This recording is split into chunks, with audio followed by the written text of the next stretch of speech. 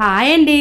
నేనైతే ఈరోజైతే chicken Manchuria అయితే చేస్తున్నానండి. ముందుగా అయితే చికెన్ వచ్చి ముక్కలుగా కట్ చేసుకోవాలి. తర్వాత చికెన్ మసాలా, ఉప్పు, కారం కారం 2 టేబుల్ స్పూన్లు వేసుకున్నానండి. ఇదిగోండి 2 టేబుల్ స్పూన్లు అయితే వేసుకోవాలి. తర్వాత కొద్దిగా మసాలా, అలాగే కొద్దిగా పసుపు వేసుకొని వీటిని అయితే బాగా కలిపేసుకుందామండి. అల్లం వెల్లుల్లి పేస్టు, అలాగే కొద్దిగా మైదా, కార్న్‌ఫ్లవర్ ఓ టేబుల్ స్పూన్, అలాగే వీటిని అయితే బాగా కలిపేసుకుందామండి. ఇదిగోండి ఈ విధంగా అయితే ఒక 2 మినిట్స్ అయితే బాగా కలిపేసుకోవాలి. ఇదిగోండి ఈ విధంగా కలుపుకుంటే చాలు. ఇలా చేసుకొని తింటే సూపర్గా ఉంటుందండి.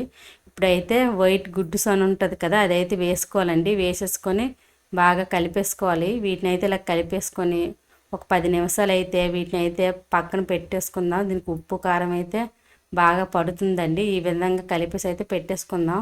ఇప్పుడైతే స్టవ్ మీద అయితే మనం కళాయి పెట్టేసుకుని ఆయిల్ వేసుకుని ఆయిల్ కొద్దిగా ఫ్రై అయ్యాక ఈ చికెన్ ముక్కలు అయితే అందులో వేసేసుకుందామండి. ఇదిగో అండి ఈ విధంగా వేసేసుకోవాలి. ఈ విధంగా వేసి ఇలా చేస్తే చాలా అంటే చాలా బాగా అయితే వచ్చిందండి. బయట కన్నా మన ఇంట్లోనే ఇలా చేసుకొని తింటే చాలా బాగుంటుంది. బయట అయితే కలర్స్ అవి అన్నీ వేసేస్తారండి. హెల్త్ కూడా ప్రాబ్లం వస్తుంటుంది హార్ట్ పేషెంట్లకి. బయట అయితే తినకూడదు, ఇంట్లోనే చేసేసుకోవాలి. మనకు వీలున్నప్పుడు ఇలాగ ఇంట్లోనే చేసుకుంటే చాలా బాగుంటుంది. అందుకనే నేనైతే ఇంట్లో చేసేసుకుంటున్నాను. ఇదిగోండి ఈ విధంగా అయితే వేపుకోవాలి. చూడండి ఎంత ఎర్రగా ఎంత బాగున్నాయో, బాగా ఫ్రై అయ్యాయి. నేనైతే ఏ కలర్స్ అయితే ఏవి వేయలేదండి. ఇదిగోండి తీసి అయితే పక్కన పెట్టేసుకుంటున్నా. మరి కొద్దిగా చికెన్ ఉందండి, దాన్ని కూడా ఫ్రై చేసుకుంటున్నాను. ఈ విధంగా ఫ్రై చేసుకుంటే ఇలా ఫ్రై చేసింది కూడా తినేయవచ్చండి, బాగుంటుంది. కానీ మనం మంచూరియా చేస్తున్నాం కాబట్టి ఫ్రై చేసుకొని పక్కనైతే పెట్టేసుకోవాలి. ఈ విధంగా పక్కనైతే పెట్టేసుకుంటున్నా. ఇప్పుడైతే మంచూరియాకి కొద్దిగా ఆయిల్ అయితే వేసేసుకున్నానండి. ఇప్పుడు ఇందులో కొద్దిగా అల్లము, వెల్లుల్లిపాయలు ముక్కలుగా కట్ చేసుకొని అయితే వేసేసుకోవాలండి.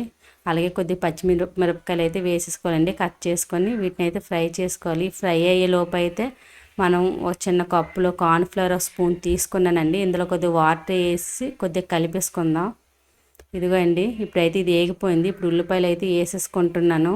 ఇలాగ వేసేసుకొని కొద్దిగా దోరగా కలిపేసుకోవాలండి. ఇదిగోండి ఇలా దోరగా వేగాక ఇందులోనైతే నేను క్యాప్సికమ్ ముక్కలు అయితే వేసేసుకుంటున్నాను.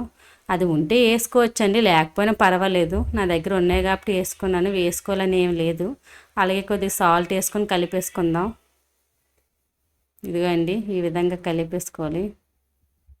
ఇప్పుడైతే ఒక స్పూన్ సోయా సాసు, అలాగే టమాటా సాసు, అలాగే చిల్లీ సాస్ అయితే వేసేసుకుంటున్నానండి.